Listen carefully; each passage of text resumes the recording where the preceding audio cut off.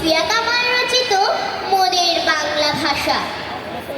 মোদের দেশের স্বরূপ মানুষ, কামাল কুমার জেলে চাষা, তাদের তয় সহজ হবে মোদের বাংলা ভাষা।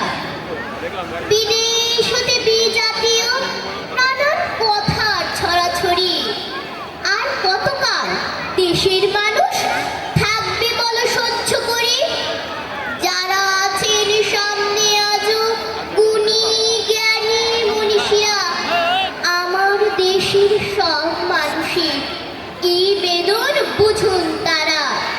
ভাষার তরে প্রাণ দিল যে কত মায়ের কোলের ছেলে, তাদের রক্ত পিছল পথে এবার যেন মুক্তি মেলে।